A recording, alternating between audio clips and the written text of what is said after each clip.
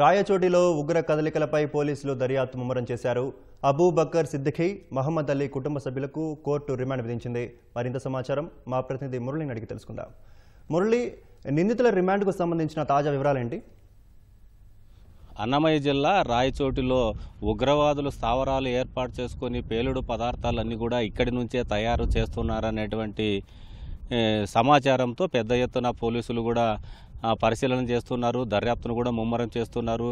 30 ఏళ్ల నుంచి ఈ రాయచోటి ప్రాంతాన్నే స్థావరంగా ఏర్పాటు చేసుకొని ఈ ఉగ్రమూకలు పెద్ద ఎత్తున పేలుడు పదార్థాలు, మందుగుండి సామాగ్రిని అన్నిటిని కూడా ఇదే ప్రాంతంలోనే ఈ ఆన్లైన్ ద్వారా తీసుకొచ్చి ఇక్కడ తయారు చేస్తున్నట్లు పోలీసులు గుర్తించారు.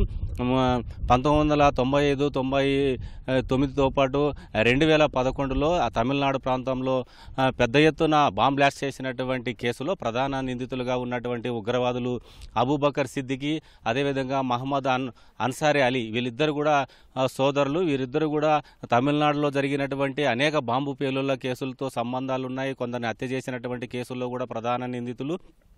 30 ఏళ్ల కిందట జరిగినటువంటి సంఘటనలో మోస్ట్ వాంటెడ్ క్రిమినల్స్గా ఉన్నటువంటి వీరు 20 ఏళ్ల వయసులోనే రాయచోటి ప్రాంతానికి వచ్చి ఇక్కడే మకాం వేశారు.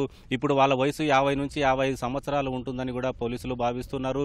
వీరిద్దరు కూడా రాయచోటిలోని కొత్తపల్లి ప్రాంతంలో ముస్లింలు ఎక్కువగా నివసించేటువంటి ప్రాంతాన్ని అడ్డాగా చేసుకొని వాళ్ళు అక్కడ అద్దెకు ఇల్లు తీసుకొని కూడా జీవనం సాగిస్తున్నారు.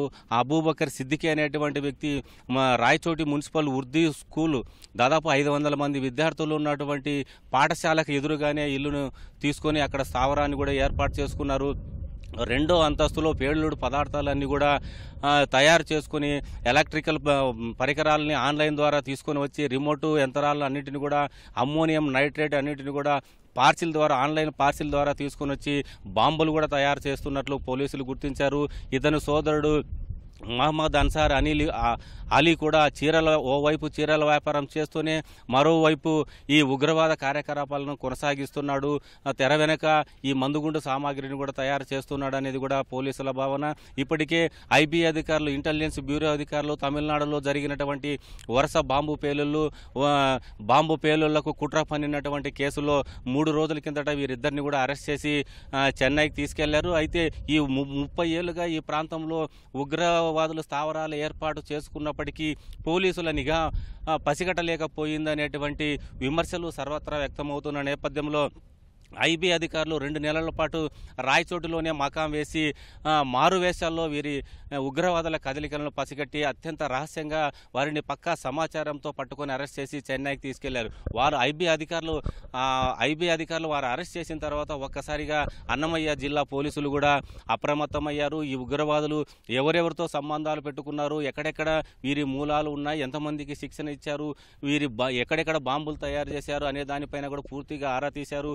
ఈ ఉగ్రవాదులకు సంబంధించి అబూబకర్ సిద్దిఖీ, మహమ్మద్ అలీ 2 ఇళ్లలో తనిఖీలు చేయగా పెద్ద ఎత్తున బాంబు పరికరాలు కూడా లభ్యమయ్యాయి. బకెట్ బాంబుతో పాటు సూట్ కేస్ బాంబు, ఇవన్నీ కూడా వాళ్ళు పేలుడు పదార్థాలు అన్నీ కూడా స్వాధీనం చేసుకున్నారు. ఇప్పుడు కొద్దిసేపటి క్రితమే వాటిని జిల్లా ఎస్పీ కార్యాలయం సమీపంలో కూడా నిర్వీర్యం చేయడానికి కూడా సాంకేతిక బృందం, బాంబు స్క్వాడ్ బృందం కూడా వాళ్ళందరూ కూడా వాటిని ఆ బాంబులను నిర్వీర్యం చేసే ప్రక్రియ కూడా రహస్యంగా కొనసాగిస్తున్నట్లు మనకు సమాచారం ఉంది. మరి కాసేపట్లోనే ఇక్కడ జిల్లా ఎస్పీ కార్యాలయంలో డీఐజీ కోయ ప్రవీణ్, జిల్లా ఎస్పీ విద్యాసాగర్ నాయుడు కూడా ఈ ఉగ్రవాదుల మూలాలకు సంబంధించినటువంటి అన్ని విషయాలను కూడా మీడియా ముందు వెల్లడించే అవకాశం ఉంది. అయితే ఈ ఉగ్రవాదులకు సంబంధించి ఇక్కడ స్థావరాలు ఏర్పాటు చేసుకున్న విషయం పైన ఇక్కడ ఉన్నటువంటి 2 పేదింటి అమ్మాయిల్ని పెళ్లి చేసుకొని ఇక్కడే జీవనం సాగిస్తున్నారు. ఈ 4 పైన రాయచోటి అర్బన్ పోలీసులు కేసులు కూడా నమోదు చేశారు. అబూబకర్ సిద్దిఖీ అలియాస్ అమానుల్లాతో పాటు ఆయన భార్య షేక్ సైరాబాను, మహమ్మద్ అన్సారీ అలీతో పాటు ఆయన భార్య షేక్ సమీం పైన పోలీసులు పేలుడు పదార్థాలు, అదేవిధంగా ఆయుధ చట్టాలు, ఉపా చట్టం కింద కేసులు నమోదు చేశారు.